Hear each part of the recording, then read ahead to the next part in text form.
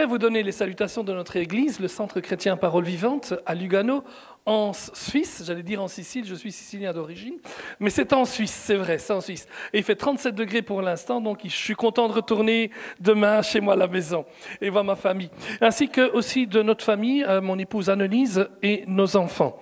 Nos enfants sont grands, mais ils servent le Seigneur de tout leur cœur. Ils aiment Dieu et ils sont vraiment assidus à l'église locale, comme vous d'ailleurs. Amen. On a eu un bon moment de louange ce matin, je me réjouis beaucoup. Et je voudrais demander d'ouvrir vos Bibles là où vous voulez. Vous pouvez ouvrir vos Bibles là où vous voulez, mais entre-temps, j'ai besoin que quelqu'un qu'on m'apporte 3 Bibles grosses comme ça, deux autres. Qui c'est qui m'apporte 2 Bibles? Voilà. Et puis j'ai besoin de quelqu'un qui est bien... Toi, jeune homme là, oui, lui, est-ce que vous voulez venir? Ça vous dérangerait de venir devant? Ou ça vous dérange? Ça vous dérange pas? Je demande à quelqu'un d'autre. Alors, qui c'est qui est volontaire? On va dire comme ça. Qui est volontaire? Venez, s'il vous plaît, merci. 3 minutes, ou allez, 5 minutes. Merci beaucoup, voilà. Ouh là là, elle est pas assez lourde celle-là. Ça, c'est mieux. Voilà. Entre-temps, vous commencez à ouvrir vos Bibles dans... Merci. Dans Matthieu... Il faut que je trouve d'abord le bon endroit ici. Merci, madame. Comment vous appelez-vous? Rachel. Francine, excusez-moi. Ouh là là. Matthieu au chapitre 28. Est-ce que je peux vous demander d'en prendre une? Est-ce que c'est lourd?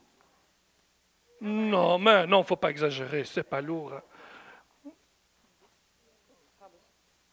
Ah, et si j'ajoute celle-ci? Ça fait son pesant d'or. C'est très bien. Continuez comme ça, alors. Dans Matthieu, chapitre 18, les versets 21-35, il y a... C'est lourd, hein? Ça commence petit à petit, hein? Au départ, on s'en va. Et il y a pire que ça. C'est très bien. Alors, lisez avec moi Matthieu 18, à partir du verset 21. Il y a une parabole qui s'appelle la parabole du serviteur impitoyable. Alors Pierre s'approcha de Jésus et lui demanda « Seigneur, si mon frère se rend coupable à mon égard, combien de fois devrais-je lui pardonner? Irai-je jusqu'à 7 fois ?» Non, lui dit Jésus, je ne te dis pas d'aller jusqu'à 7 fois, mais jusqu'à 77 fois 7 fois. Ensuite, il continue avec la parabole du serviteur impitoyable. On ne va pas toute la lire, mais l'histoire, c'est ceci. Un roi veut régler ses comptes avec ses serviteurs. Un d'entre eux lui devait 60 millions de pièces d'argent. N'ayant pas de quoi le rembourser, le roi ordonne alors de vendre tout ce qu'il possède et de le mettre en... le roi ordonne de le vendre en esclavage avec sa femme et avec ses enfants. Le serviteur se jette aux pieds du roi, il implore le pardon et finalement le roi non seulement le pardonne, mais il efface toutes ses dettes. Et une fois qu'il est libéré, il sort et là il rencontre un de ses amis qui lui doit 100 pièces d'argent. Vous voyez la différence? 60 millions de pièces d'argent et 100 pièces d'argent. Ça c'est les prix au niveau d'aujourd'hui. Hein. Alors il réclame son argent et cet homme ne peut pas lui donner l'argent et il le met en prison jusqu'à ce qu'il puisse rembourser son argent. L'affaire arrive au roi, qui est furieux. Et il le fait bien comprendre. Il le convoque et lui dit ceci, le verset 32. « Serviteur mauvais, lui dit-il, tout ce que tu me devais, je te l'ai remis parce que tu m'en avais supplié. Ne devais-tu pas, toi aussi, avoir pitié de ton compagnon comme j'ai eu pitié de toi. » Et dans sa colère, le roi le fait jeter aux prisons chez les bourreaux. Et Jésus termine cette parabole en disant ceci, le verset 35. « Voilà comment mon Père céleste vous traitera de vous aussi, si chacun de vous ne pardonne pas du fond du cœur à son frère. » Waouh! Voilà la leçon de cette parabole. Et que l'homme doit pardonner parce qu'avant toute chose, lui-même a été pardonné par Dieu. Et il a été pardonné d'une dette bien plus grande que ce que l'autre personne nous a fait. Amen. Rien que l'on puisse faire à un homme ne puisse être comparable à ce que vous et moi, nous avons fait à notre Seigneur. Amen. D'autant plus alors que quand quelqu'un nous fait du mal, nous pouvons lui pardonner et ensuite le libérer de ses obligations. Donc la parabole ne parle pas tant du fait que Dieu ne nous pardonne pas. Nous sommes déjà tous pardonnés en Jésus-Christ. Amen. Mais ce qu'il est en train de dire, c'est que l'effet de la puissance du pardon n'aura pas son effet dans sa puissance et dans sa plénitude si nous ne pardonnons pas ceux qui nous ont offensés. Amen. En d'autres mots, j'essaie de répéter cela pour être plus clair. Ce n'est pas que Dieu ne nous pardonne pas, Dieu nous pardonne. Amen. Mais son pardon n'aura pas l'effet qu'il faut sur notre vie si nous ne pardonnons pas ceux qui nous ont offensés. Amen. Dites-moi, ça devient lourd. Vous êtes concentrés sur la parole. Ah non, je peux aussi vous laisser là toute la matinée si vous voulez. On peut l'applaudir, merci. Mais voyez-vous ce qui se passe ? C'est au fur et à mesure qu'on porte quelque chose qui, au départ, ne semblait pas si lourd que ça, devient de plus en plus lourd. Imaginez-vous qu'on devait porter ça toute notre vie. Mais la Bible dit que celui qui ne pardonne pas porte sur lui un fardeau toute sa vie. Amen. Dans ce passage ici, merci pour les Bibles, j'en avais besoin quelques-unes à la maison. Non, c'est trop lourd pour les valises. Alors d'habitude, merci. Oui, allez-y, s'il vous plaît, je vais vous descendre en bas. Voilà. Voilà. On peut l'applaudir, hein? Elle était super. Ici, Jésus parle de le remettre au bourreau, mais on peut vraiment dire que c'est le remettre aux tortionnaires, à ceux qui vont nous tourmenter jour et nuit. Si je ne pardonne pas, je vais être tourmenté jour et nuit. Il y a une puissance dans la rancœur, et la rancune au début, ça n'a pas l'air d'être grand-chose, mais petit à petit, à la longue, ça devient un fardeau qui nous torture jour et nuit. Amen. Vous savez, la Genèse regroupe de nombreuses histoires, parmi les plus belles de l'histoire de la Bible. Et on peut dire même que sur les 50 chapitres de la Genèse, on parle beaucoup de 4 grandes familles. Adam et Ève, Abraham, Isaac et Jacob, Noé avant cela, et sa famille, Abraham, Isaac et Jacob, et en fin de compte, Joseph. Il faut dire que pour l'histoire de Joseph, c'est extraordinaire, 13 chapitres sont dédiés seulement à Joseph. C'est-à-dire à peu près le tiers de la Genèse. 13 chapitres pour Joseph. Et je crois que chacun d'entre vous, vous connaissez Joseph. Il a beaucoup connu de déboires dans sa vie. D'abord, il est favori de son papa. Pour montrer qu'il était son favori, son papa lui offre un manteau de plusieurs couleurs.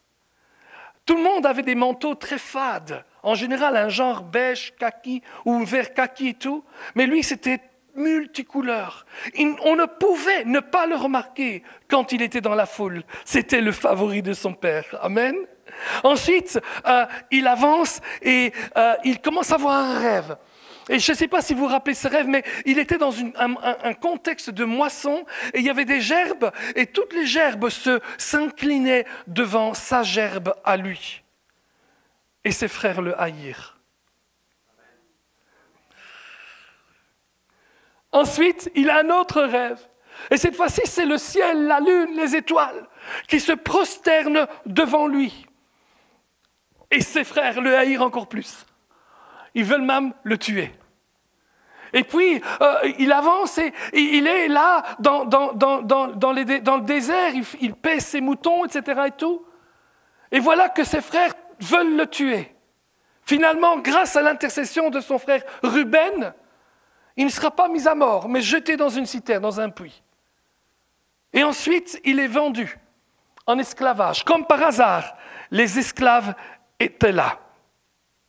Et c'est là que nous arrivons ensuite, ce qui se passe, c'est qu'il va aller de la maison de Potiphar jusqu'en prison, et de la prison jusque là où il est chez le pharaon. Et là, Joseph va devenir une sorte de vice-pharaon, un genre de gouverneur du plus grand empire de son époque. Et c'est là qu'on arrive maintenant. Voilà que Joseph est un grand. Il est dans la cour des grands. Et il peut réfléchir. Voici que toutes les conditions sont prêtes pour mener à bien sa vengeance. N'est-il pas dit d'ailleurs que la vengeance est un plat qui se consomme froid? Mais non, Joseph est là au pouvoir. Et il a beaucoup d'autres choses à faire que de penser à se venger et à faire du mal à ses frères. Il sait qu'il doit gérer le pays. Il y a 7 années grâce, 7 années de prospérité et les années de famine arrivent et il faut qu'il prépare le tout pour qu'il puisse être honorable devant son maître. Et il est honorable devant son maître. Jusqu'à un jour où une délégation de Canaan arrive et on l'appelle. Et la délégation arrive. Et qu'est-ce qui se passe? Joseph voit ses frères. Il les reconnaît. Je rigole maintenant, mais d'habitude, quand je lis l'histoire de Joseph, je pleure. Je n'arrive pas à lire toute l'histoire sans pleurer. C'est une histoire extraordinaire. Mais voilà qu'ils sont là devant lui. Et avec toute une sorte de petits plans et de tests, il va tester ses frères. On ne sait pas exactement pourquoi il teste ses frères, mais pas parce qu'il ne les a pas pardonnés. Je pense qu'il voulait savoir un petit peu ce qu'il faisait avec et de Benjamin, son frère. Parce que rappelez-vous, Benjamin était leur demi-frère, mais le frère total et complet de Joseph. Est-ce qu'il traite mon Benjamin de la même manière qu'ils m'ont traité moi? C'était une bonne manière pour lui de voir cela. Mais donc, ils font toute une histoire, et à la fin, Joseph est là. Et il se dévoile devant ses frères, et ils ont peur, bien sûr, mais il les pardonne. Joseph est un homme qui pardonne.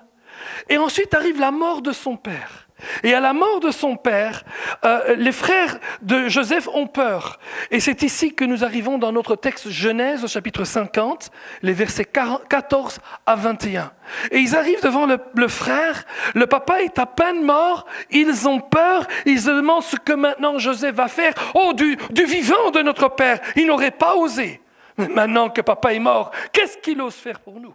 Et regardez ce qu'ils vont faire. Ils vont aller jusqu'à mentir à son frère, à leur frère. Après avoir enterré son père, le verset 14, Joseph retourna en Égypte avec ses frères et tous ceux qui étaient montés avec lui pour enterrer son père. Quand les frères de Joseph virent que le père était mort, ils se dirent « Si Joseph nous prenait en haine et nous rendait tout le mal que nous lui avions fait. » Et ils firent dire à Joseph « Ton père a donné l'ordre suivant. Avant de mourir, voici ce que vous direz à Joseph. Oh, pardonne le crime de tes frères et leurs péchés, car ils t'ont fait du mal. Pardonne maintenant les crimes des serviteurs de Dieu ton Père.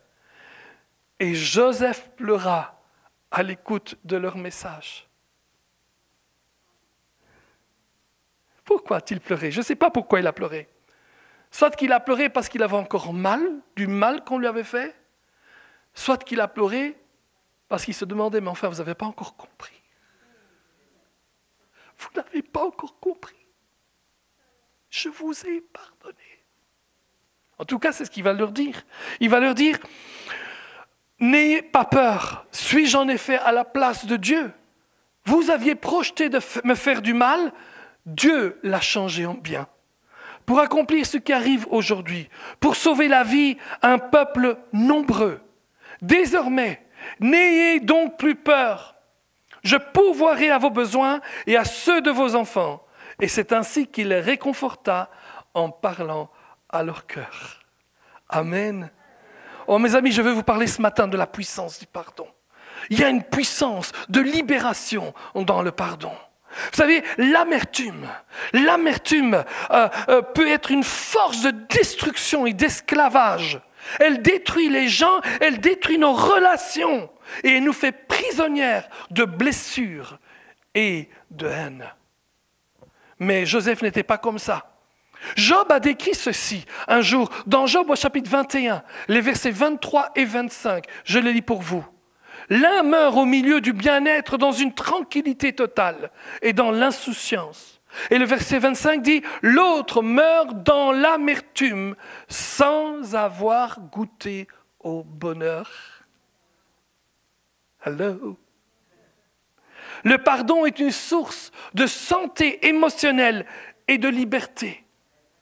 Il a le pouvoir de nous libérer des blessures du passé, celles d'il y a 10 minutes, comme celles d'il y a 10 ans. Amen. Le pardon est une puissance. Et Joseph a bien démontré dans cet épisode incroyable de sa vie, que c'était un homme qui savait pardonner et qui avait pardonné et qui ne voulait que pardonner. Amen. Remarquons ensemble quelques faits sur le pardon. Tout d'abord, on voit dans l'histoire de Joseph que le pardon nous libère pour aimer ceux qui nous ont fait du mal. La chose la pire de l'amertume, c'est que quand on voit quelqu'un qui nous a fait du mal et qu'on a une amertume envers cette personne, on a du mal à aimer cette personne. Mais la bonne chose, c'est que le pardon nous aide à aimer. Amen. Nous libère pour aimer. Je ne peux plus dire « Ah, tu m'as fait du mal ». Non, je t'aime. Un point, c'est tout. J'ai un de mes amis qui me téléphone des États-Unis régulièrement, c'est un serviteur de Dieu, et il me dit tout le temps « Donato, je veux ta ta ta ta ta ». Et puis il termine toujours comme ça « Donato, tu sais que je t'aime et il n'y a rien que tu peux faire contre cela ».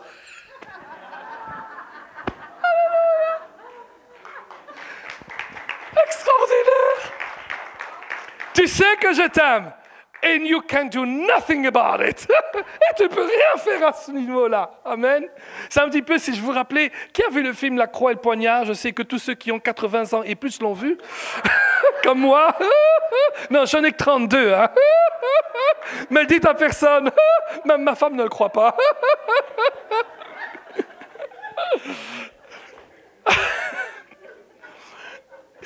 Mais David Wilkerson raconte dans ce film comment il persécutait par son amour Nicky Cruz. Vous vous rappelez de l'histoire? Et un jour, il vient à 4 heures du matin. Le gars se réveille. What do you want? Qu'est-ce que tu veux? Well, I came to tell you I love you. Je venais te dire que je t'aime. Et puis il prend son couteau, il dit je vais te tuer. Et il lui dit cette phrase, qui est probablement une des phrases les plus percutantes de ce livre. Tu peux me couper en 1000 morceaux et me jeter dans la rue. Et chacun de ces morceaux criera encore « I love you » et « Je t'aime ». Amen.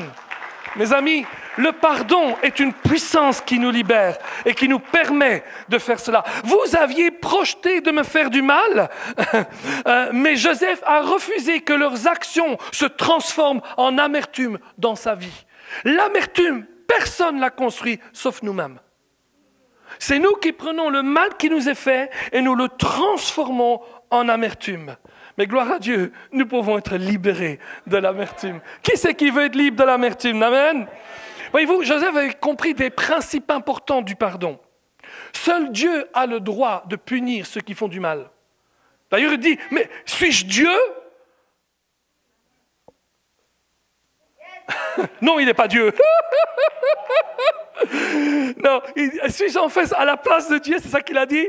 Ses frères avaient péché contre lui. Il ne l'a pas mis en doute, il ne l'a pas nié et il ne les a pas justifiés. Mais une chose est certaine, la vengeance appartient à l'Éternel. Amen.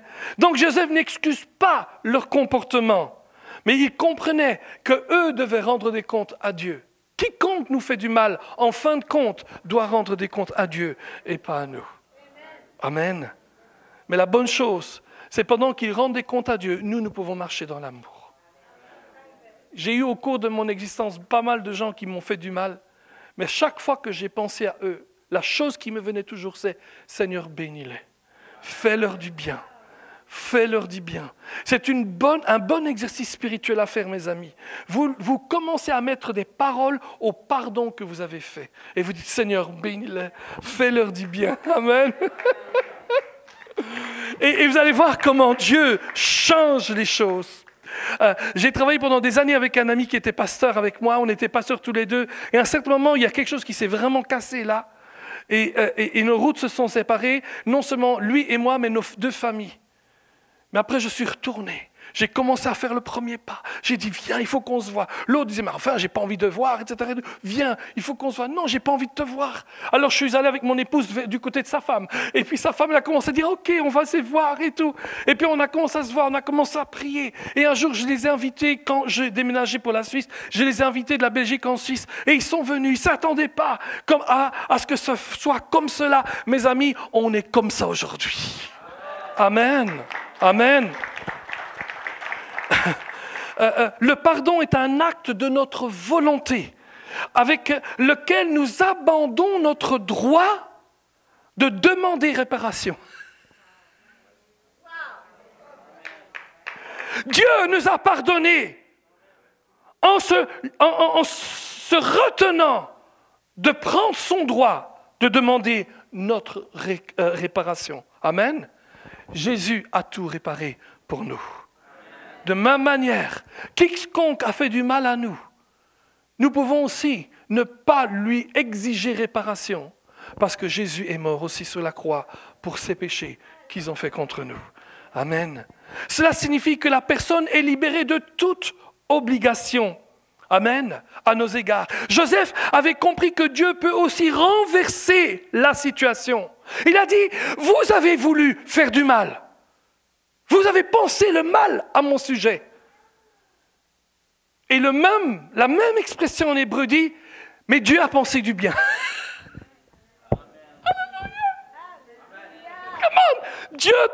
L'homme te regarde et dit, mal. Et Dieu regarde, bien.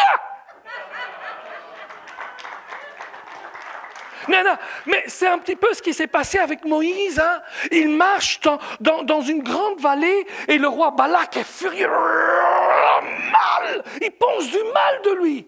Il paye un voyant, il paye un diseur de bonne aventure et dit, faites-lui du mal. Et au moment où il va dire, bien. La Bible dit, Dieu a changé le mal en bien. Amen. Ceci nous montre aussi comment, quand Dieu nous regarde, il nous regarde d'une bonne façon. Amen. Et je pense à ce passage de Jérémie au chapitre 29, le verset 11 qui dit ceci. Jérémie 29, 11. En effet, moi, je connais les projets que je forme pour vous, déclare l'Éternel. Projet de paix, pardon. De temps en temps, j'ai des petits lapsus. Mais si vous parlez 6 langues comme moi, peut-être que ça vous arrivera aussi. Projet de quoi? De paix et non de malheur, afin de vous donner un avenir et de l'espérance. Mes amis, quand Dieu pense à nous, il pense de bonnes choses. Amen. Parce que Joseph avait pardonné son frère, il pouvait les réconforter et parler dans leur cœur. Amen. Le pardon nous libère pour aimer ceux qui nous ont fait du mal. Nous n'excusons pas leur comportement, ils vont devoir rendre des comptes à Dieu de toute façon, mais nous choisissons simplement de les libérer de toute obligation à nos égards. Et dire, OK, à partir de maintenant, amis comme avant. Amen. Une deuxième leçon que Joseph voit et que nous voyons se trouve dans Éphésiens chapitre 4, le verset 36 à 32, mais on ne va pas tout lire. Mais le pardon nous libère des habitudes destruction d'une âme amère. Dans Éphésiens 4, verset 32, il dit « En vous pardonnant les uns les autres ». Écoutez, nous sommes appelés à nous pardonner les uns les autres. Personne n'est parfait à part ma femme.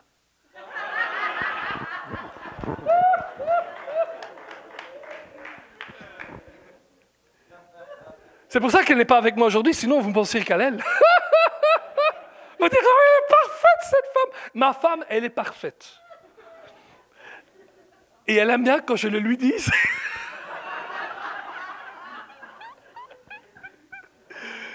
Pourtant, je chante de temps en temps cette chanson de Lio. Et toi, dis-moi que tu m'aimes, même si ce n'est pas vrai. Mais c'est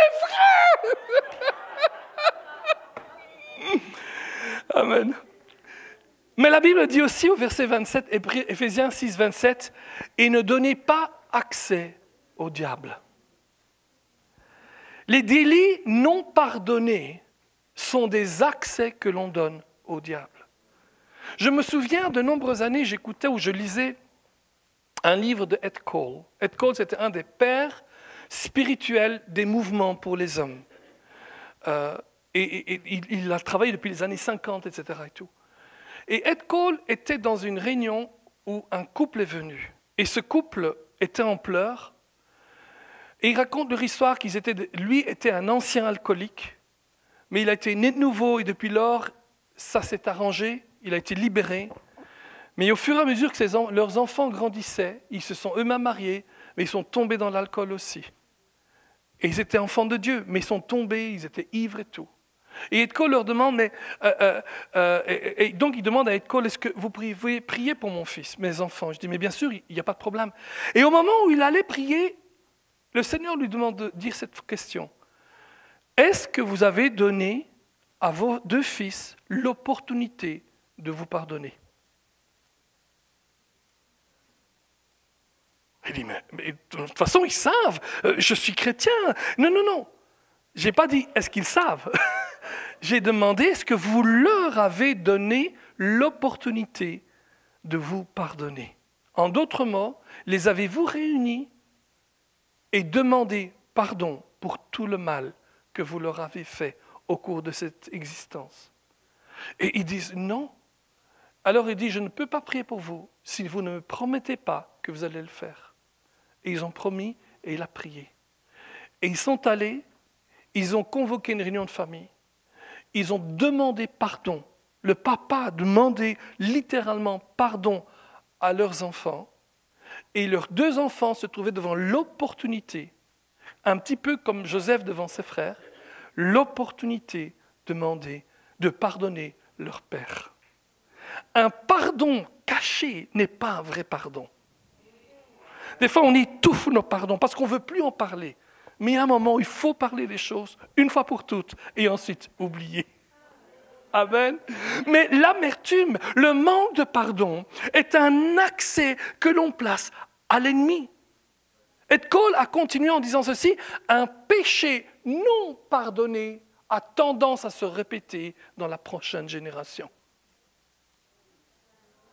Amen. En sens que si on ne donne pas l'occasion à nos enfants de nous pardonner, eh bien alors nos enfants auront tendance eux-mêmes à agir de la même manière avec leur famille. Hey, moi je ne sais pas pour vous, moi j'ai appris à dire pardon à mes enfants. Je sais qu'il y a des parents, on ne demande pas pardon, je suis papa. Mais notre Père nous pardonne aussi, amen. Quand nous pardonnons, mais aussi quand nous demandons pardon. Amen. Donc, ce mot accès désigne une petite zone d'occupation. Quand Satan gagne une place dans notre vie, il nous maintient dans la servitude. Et alors, qu'est-ce qu'on fait? On va commencer à agir de manière égoïste. On va commencer à entrer dans une amertume. On va commencer à parler avec de la haine dans notre bouche. On va commencer à se comporter de manière charnelle. Vous savez, beaucoup de gens ont quitté le Seigneur parce que personne ne leur a donné l'opportunité de les pardonner. De dire, écoute, je sais tout le mal que tu m'as fait, mais je vais te demander pardon, je vais te pardonner. Amen. Il y a une puissance dans le pardon. Il y a une puissance dans le pardon. Je me souviens quand j'avais 12 ans, pasteur, 12 ans, j'ai créé une division dans mon église.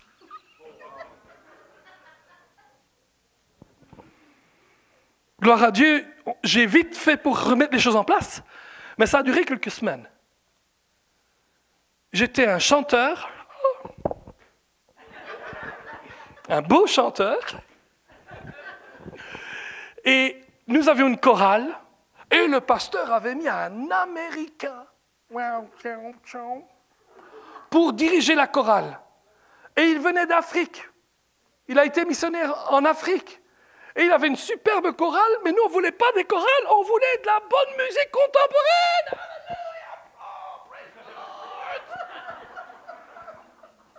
Et lui, il voulait nous faire chanter « À la fin de mon voyage, je serai couronné, je serai couronné. » C'est super, hein? Mais nous n'aimions pas ça. En plus, nous avions un professionnel dans notre église. Mon professeur de chant, il était connu comme le roi du si bémol.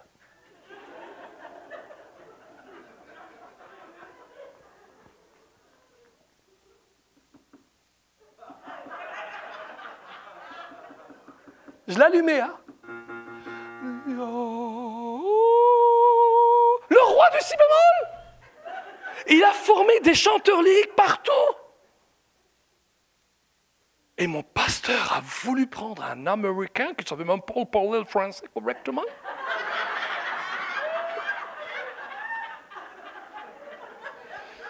Et quand il voulait dire bon, Donato, il disait Donato. Tu peux pas m'appeler Donato comme tout le monde, Donato.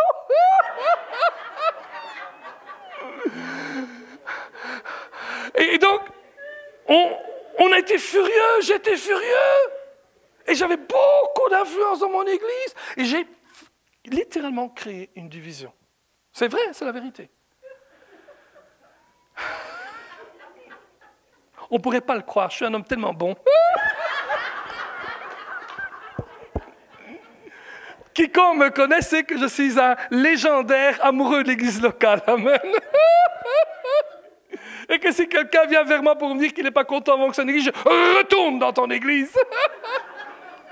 Mais probablement, c'est une des raisons pour laquelle j'aime l'église, parce que j'ai vu très tôt c'est quoi le désastre d'une division. Et puis, on a tout remis les choses en place, et 2-3 ans sont passés, et je suis allé vers mon pasteur. Et je lui ai demandé pardon. Je suis allé aussi vers cet homme américain qui aujourd'hui est toujours là, il est aux États-Unis, il a 85 ans. On est toujours en contact. Et la chose extraordinaire, c'est que j'ai eu un pasteur et cet homme de chorale, qui était un serviteur de Dieu aussi, qui tous deux m'ont montré la puissance du pardon. Amen. Apprenons à pardonner et allons de l'avant. Amen. Le pardon, c'est la voie de Dieu vers la liberté. La clé du pardon, c'est de se reposer sur ce que Jésus a accompli sur la croix pour nous. De dire, Seigneur, moi peut-être je n'y arrive pas, mais je vais tout laisser en toi. Amen. Pardonnons ceux qui nous ont fait du mal. Lorsque nous sommes disposés à pardonner à ceux qui nous ont fait du tort, nous ne permettons plus à Satan d'avoir une place dans nos vies. Amen. Voyez-vous, le pardon est une puissance qui libère la bénédiction. Écoutez ceci, le pardon est une puissance qui libère la bénédiction dans nos vies. Il y a une autre histoire, toujours dans la Genèse, toujours dans cette grande famille de Adam, Ève, Noé, Abraham, Isaac, Jacob et ensuite Joseph. Il y a une histoire phénoménale. Qui peut me dire, entre guillemets, quel est le plat le plus cher au monde ? Non. Par exemple, à New York, écoutez, à New York, il y a une pizza à $2 534. À Las Vegas, il y a un hamburger à $1 000. Au Mexique, il y a un taco à $32 000. Mais quel est dans l'histoire le plat qui a coûté le plus cher ? Oui, c'est ça, un plat de lentilles. Vous connaissez l'histoire ? Ésaü a faim, très faim, c'est un homme d'action. Vous savez, les hommes d'action, des fois, ils oublient de manger. Ils sont tellement occupés. Et il rentre à la maison, cette fois-ci, il a faim. Il a tellement faim qu'il croit qu'il va mourir de faim. Bon, c'est un peu exagéré, hein. Ésaü, t'es exagéré là quand même, hein. Et puis il voit son frère qui venait de préparer un bon plat de lentilles et il va le manger. Et il lui dit, donne-moi ce plat de lentilles parce que j'ai faim. Et Joseph lui dit, Jacob lui dit, je dois me tromper moi, Joseph, Ésaü, Jacob, Isaac, Rachel, Rebecca, compliqué toutes ces affaires de famille. On dirait un soap opéra. Et donc Jacob lui dit, vends-moi ton droit d'aînesse. Et le gars lui dit, bon, de toute façon, mourir pour mourir, autant mourir le ventre plein. Donc c'est ainsi, la Bible dit, que Ésaü méprisa son droit d'aînesse. Le droit d'aînesse, à l'époque, était très important. Il dénotait le privilège et les avantages spéciaux que le premier-né avait. Il devenait le sacrificateur de la maison. Il recevait le double de l'héritage. C'est pas mal, ça. Hein? Et il héritait aussi l'autorité judiciaire de la maison. Quelques années plus tard, Jacob va de nouveau jouer avec son frère. Cette fois-ci, c'est sa maman Rebecca. Elle apprend que son mari Ésaü va finalement apporter la bénédiction finale, celle qu'il allait donner avant de mourir, à son fils Ésaü. Et donc il le convoque, il dit, va m'apporter à manger, les plats que j'aime le mieux, et puis je vais te bénir. Rebecca entend cela. Elle va parler avec Jacob et lui dit, viens vite. Et il lui raconte, va vite chercher 2 chevreaux dans le troupeau. Entre-temps, moi je vais les préparer. Oui, et tu vas aller chez ton père et tu vas prendre la bénédiction de ton frère. Dis, mais mon frère, il est barbu de tous les côtés. Moi, je suis un barbe, j'ai rien. Mais dis, t'en fais pas, je vais ranger tout ça. Et qu'est-ce qu'elle fait? Elle met des peaux sur ses bras et aussi sur son cou. Et un petit peu l'odeur des moutons, etc. et tout. Et il arrive avec le bon repas et dit, papa, c'est moi, c'est Ésaü. Et Isaac va dire, la voix est de Jacob, mais la peau, et peut-être même l'odeur, c'est celle d'Ésaü. Et il va bénir son frère, son fils, Jacob. Et la bénédiction est puissante. Il va dire des choses extraordinaires sur lui. Quelques moments plus tard, c'est Ésaü qui vient. Et Ésaü vient et elle apporte ce qu'il devait apporter. Il dit, papa, c'est moi Ésaü. Comment? C'est toi, Ésaü? Rappelez-vous, Isaac commençait à être un petit peu aveugle. Comment c'est toi, Ésaü? Mais celui que je viens de bénir, on m'a dit que c'était Ésaü. Et Ésaü, là, comprend qu'il s'est fait de nouveau duper par son frère. Écoutez-moi. Ésaü demande à son papa, Daddy, papa, s'il n'y a pas une autre bénédiction pour moi, papa! Et papa dit, non, c'est pas possible. Et la Bible dit que Ésaü va haïr son frère Jacob au point qu'il veut le tuer. À ce moment-là, Jacob s'en va et il part. Il va vers son oncle Laban, il s'enfuit, c'est pas s'en aller, il s'enfuit. Il va vers chez Laban. Et vous savez, qui sème le vent récolte la tempête. Il va récolter la tempête aussi, parce que quand il veut se marier avec Rachel, blac, on lui donne Léa à la place. Il faut dire que quelqu'un va dire, mais comment il n'a pas fait pour remarquer? En général, elles avaient un voile dessus, donc sur le visage, on ne voyait pas. Et puis, il va plusieurs fois se faire avoir par son oncle Laban. Et finalement, il quitte Laban aussi à un certain moment. Et les années passent, et un jour, il doit retourner. Il envoie une délégation vers son frère. Écoutez ça. Avec des troupeaux, avec des tas de cadeaux. Et on arrive au chapitre 33. Regardez avec moi.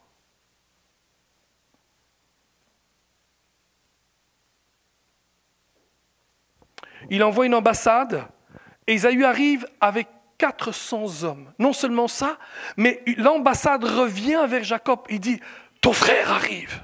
Il y a 400 hommes avec lui. Et croyez-moi, Jacob a peur. Il a très peur. Parce que 400 hommes, chez moi, on appelle ça une armée. Ce n'est pas un entourage, c'est une armée. Et il a peur. Est-ce que mes cadeaux vont suffire pour apaiser son cœur? Il a peur. Et voilà qu'ils arrivent, et il les voit de loin, et il tremble, la Bible dit. Et alors, qu'est-ce qu'il fait? Ah, le courage de Jacob. Il met les servantes et leurs enfants devant. Puis il met Léa et ses enfants devant. Et en fin de compte, il met Rachel et ses 2 enfants devant. Hello! Et remarquez que Joseph est là. Joseph est fils de Jacob, fils de Rachel. Et il est là et il dit, allez devant. Imaginez-vous, chez nous en français on dit le trouillard. Il arrive. Et finalement, il voit son frère. Écoutez ce qui s'est passé.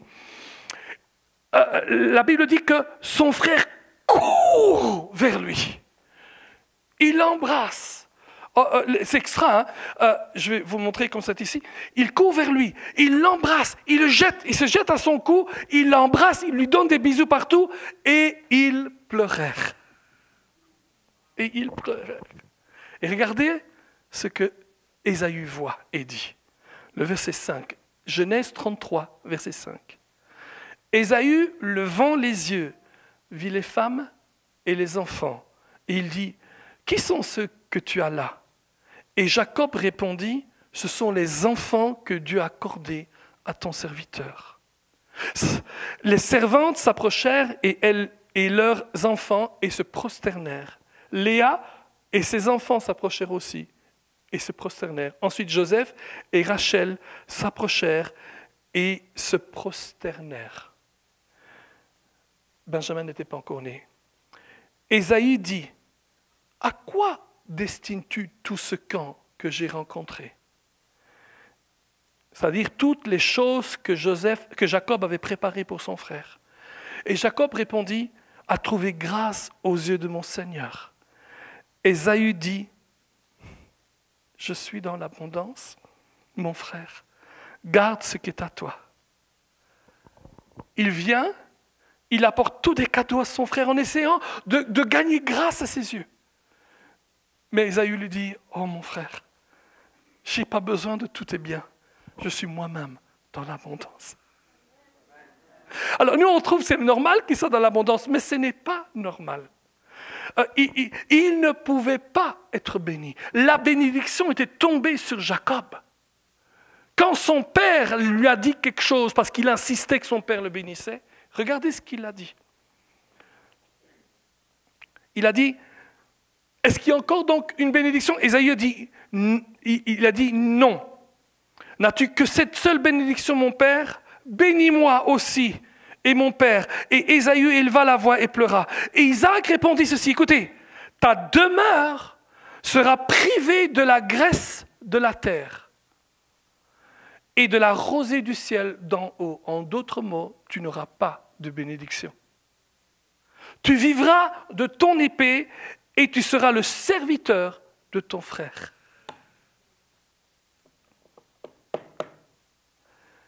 Ésaü,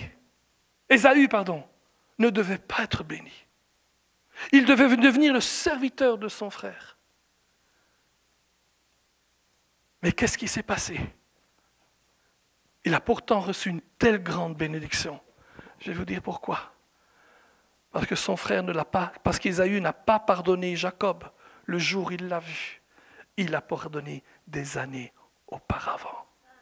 Il y a une puissance dans la bénédiction. Il y a une bénédiction dans le pardon. Amen. Il y a une bénédiction dans le pardon. C'est l'unique raison pour laquelle il a pu être béni. C'est parce qu'il a pardonné son frère. Mes amis, apprenons et vivons pour pardonner les uns les autres. Et remarquez, quand il a vu que son frère ne recevait pas ces bénédictions-là, ces cadeaux, et il a dit, j'ai tout, je suis dans l'abondance. Il y avait quelqu'un qui était là. Et cette personne, c'était Joseph. Et Joseph a vu comment son oncle a pardonné son propre frère.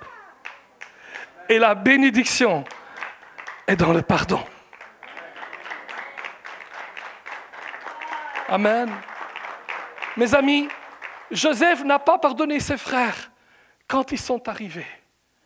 Il les a pardonnés bien des années plus tard, plus tôt. Amen. Et il les a pardonnés bien des années plus tôt.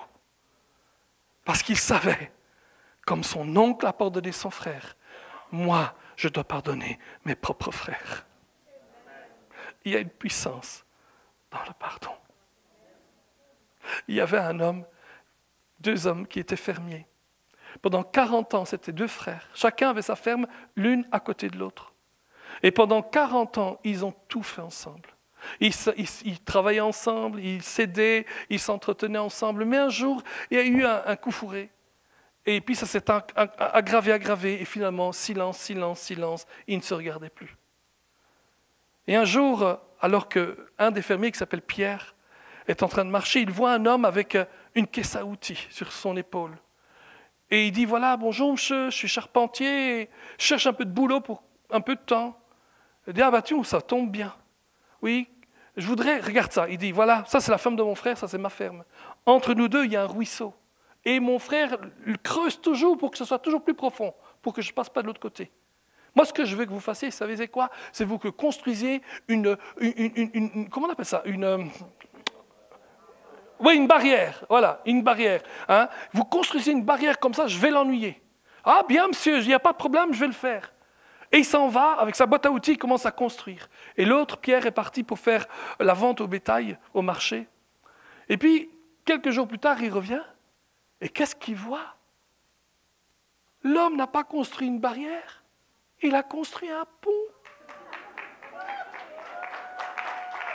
Et sur le pont, il y avait le charpentier et son frère. Et puis le frère voit Pierre et il va vers Pierre et dit, Pierre, je ne peux pas imaginer qu'après tout le mal qu'on s'est fait, tu as eu le courage de construire un pont pour qu'on puisse de nouveau se parler. Et ils se sont embrassés. Ils ont dit, oui, on n'a plus faire tout ça. Et ils se sont réconciliés. Et ils étaient tellement heureux. Et ils voient tous les deux, ils voient l'homme avec sa boîte à outils sur l'épaule partir. Il dit, reste, j'ai encore du boulot pour vous. Oh non, qu'il dit, j'ai encore d'autres ponts à construire.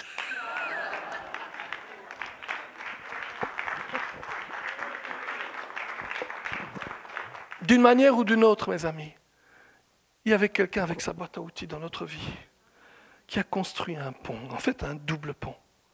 Et son nom est Jésus.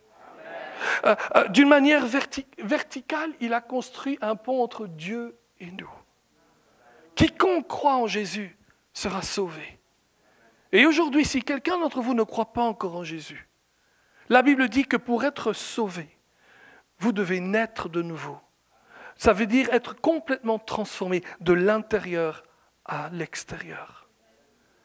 Et Jésus a pourvu au chemin. La Bible dit, si tu crois dans ton cœur que Dieu a ressuscité Jésus d'entre les morts et que tu déclares de ta bouche qu'il est le Seigneur de ta vie, tu seras sauvé. Et ensuite, toujours sur cette croix, il y a un autre pont, c'est un pont horizontal. Un pont entre les hommes et les femmes et les femmes, les êtres humains entre eux. Et Dieu dit, parce que Jésus accomplit pour vous, pardonnez-vous les uns les autres. Aimez-vous les uns les autres. Levons-nous, s'il vous plaît.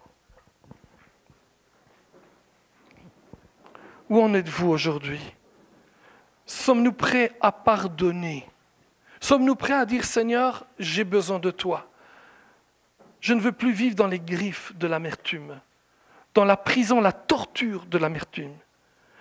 Vous savez-vous, la seule chose que l'on portera au ciel avec nous, ce sont nos relations.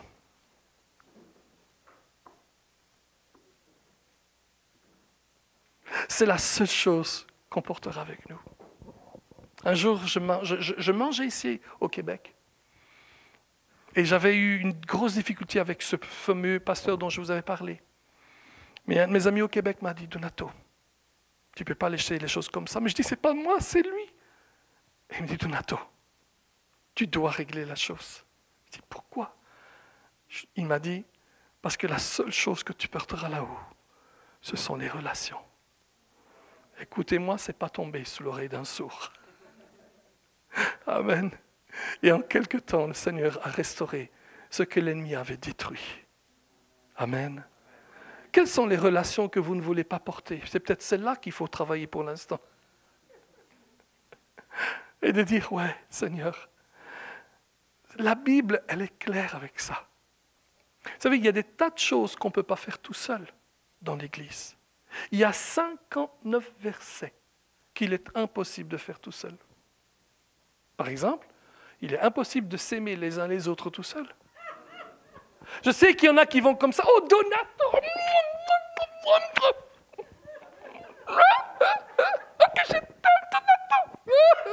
Oui, je sais, je m'aime beaucoup. Mais ça ne suffit pas. La Bible dit, soutenez-vous les uns les autres. La Bible dit même, supportez-vous. Supportez-vous.